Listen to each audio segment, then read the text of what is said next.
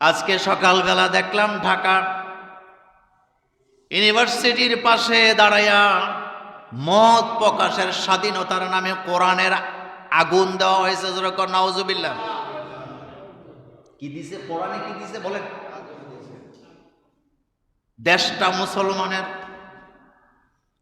90% মানুষ এখানে মুসলমান, কিন্তু 90% মুসলমানের দেশও এমন কিছু গাদা আছে যারা কোরআনকে আগুন দিয়ে মূলত দাঙ্গা লাগাতে চায়। আমরা এগুলো বুঝি, কারণ তারা আমাদের শিরশিরি দেয়। তাদের শিরশিরি পাই আমরাও যদি যাই হামলা করি, পিডাইয়া মানুষ মারি, তাইলে সারা মিডিয়াতে তোলপাড় হবে বাংলাদেশে মৌলবাদীদের উত্থান হইছে। এখন আপনারা আমার সামনে যারা বসে আছেন, কথাটা জোরে বলবেন। কোরআনকে যারা অপমান করে, কোরআনকে যারা জ্বালায়, তাদের কি দুনিয়াতে বাঁচার কোনো অধিকার আছে নাকি? জোরে বলেন। নাই। কারণ আপনি ইসলাম মানেন না, সেটা আপনার ব্যক্তিগত ব্যাপার। কোরআন আপনি মানবেন না, সেটাও আপনার ব্যক্তিগত ব্যাপার। কিন্তু কোরআনের মধ্যে আগুন দেওয়ার ক্ষমতা, যোগ্যতা অথবা অধিকার আপনার নাই।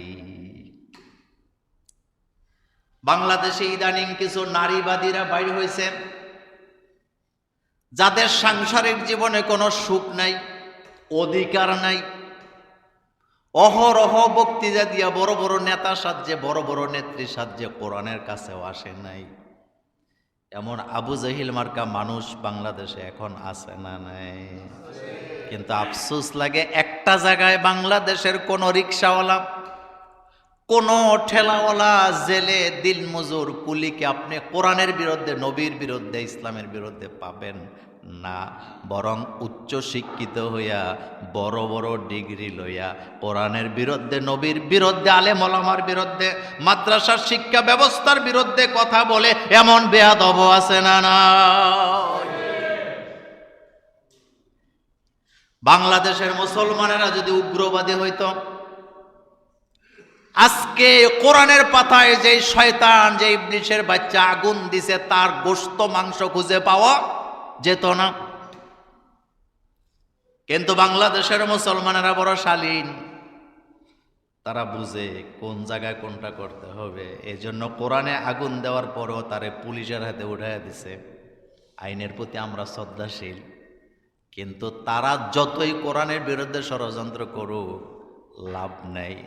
আল্লাহ পাক বলছেন, আমি আমার কোরআনের হেফাজত করবই। বাংলাদেশে একজন হিন্দু গায়ক, সে কি চমৎকার একটা গান লিখছিল। শিল্পীর নাম মনে আছে আপনাদের? নকুল কুমার বিশ্বাস। 13 কোটি টাকা খরচ করে মুসলমানের জন্য একটা মসজিদ বানায় দিছে। নকুল কুমার বিশ্বাস কি চমৎকার একটা গান লিখছে। সে তার গানের মধ্যে গান দিয়া সারা পৃথিবীরে জানাইছে, আগুন দিয়া যদি পৃথিবীর সব কোরআন তোমরা জ্বালায়া দাও, কোরআনের কিচ্ছু করতে পারবা না। কারণ হাজার হাজার লক্ষ লক্ষ মানুষের কলিজার ভিতরে কোরআন জমায় রাখছে কে?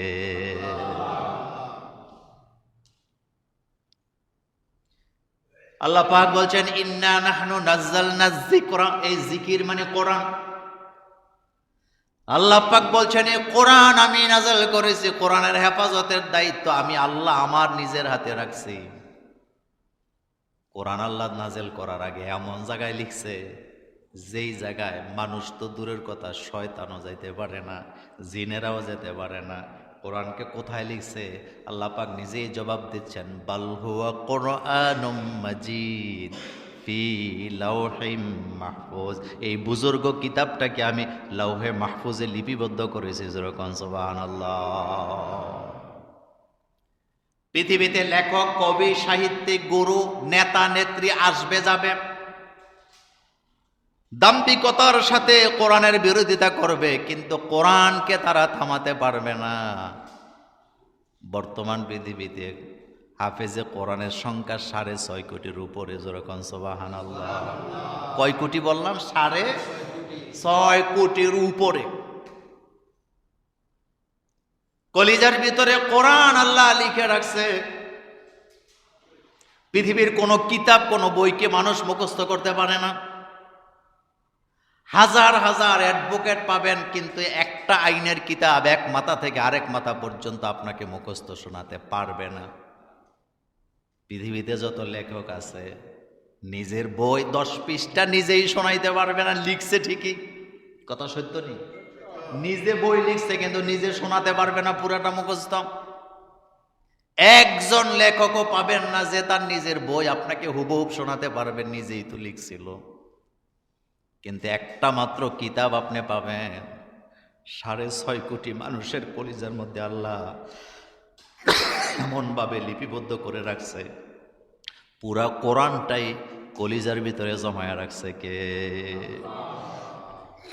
রাসূলুল্লাহ সাল্লাল্লাহু আলাইহি ওয়াসাল্লাম কোরআনকে মুখস্থ করতে যাইয়া তাড়াহুড়া করতেছে, জিহ্বাকে উঠাচ্ছেন, নাড়াচ্ছেন, কষ্ট করতেছে, না জানি কোরআন ভুলে যায় নাকি। আল্লাহ পাক বললেন, লা তুহাররিক বিহি লিসানাকা লিতাআজালা বিহি। নবী গো,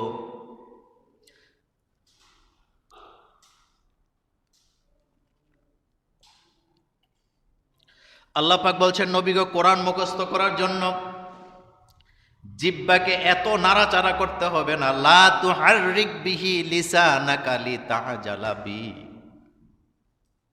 কোরআন মুখস্থ করার জন্য জিহ্বা নাড়াচাড়া করতে হবে না,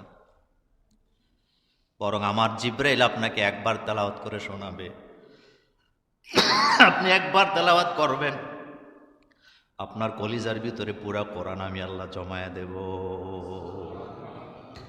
এমন ভাবে জমাবো, সানুকরিউকা ফালা তানসা। নবী গো, এমন ভাবে আপনাকে আমি মুখস্থ করাবো, কলিজার মধ্যে জমায় দেব কোরআন, আপনি কোরআন ভুলে যাবেন না।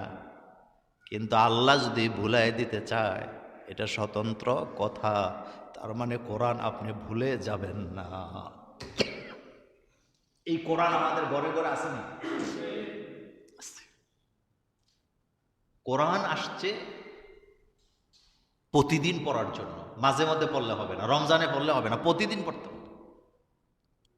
এই জন্য 5 ওয়াক্ত নামাজে আল্লাহ কোরআন পড়ার জন্য আমাদেরকে বলেছেন। এই পয়েন্টটা আমি এখানে এভাবে শেষ করতে চাই। 5 ওয়াক্ত নামাজে আল্লাহ পাক কোরআন তেলাওয়াতকে বাধ্যতামূলক করেছেন। প্রতিদিন আমাদেরকে কোরআন পড়তে হবে, ছেলে মেয়েকে পড়াতে হবে। কোরআন থাকবে যতদিন পৃথিবীতে রিজিকও থাকবে ততদিন। কোরআন থাকবে যতদিন পৃথিবী ধ্বংস হবে না ততদিন। আর যেদিন কিয়ামত হবে, কোরআনকে আল্লাহ উঠে নিয়ে যাবে, কেউ কোরআন মনে রাখতে পারবে না। আল্লাহ পাক বলছেন, আমি যদি ভুলাইয়া দেই, তোমাকে এটা মনে রাখাবার ক্ষমতা কারো নাই। কিয়ামতের আগে হঠাৎ করে মসজিদের ইমাম, মুয়াজ্জিন, কোরআন তেলাওয়াতের হাফেজেরা কোরআন ভুলে যাবে, কোরআন তাদের মনে থাকবে না।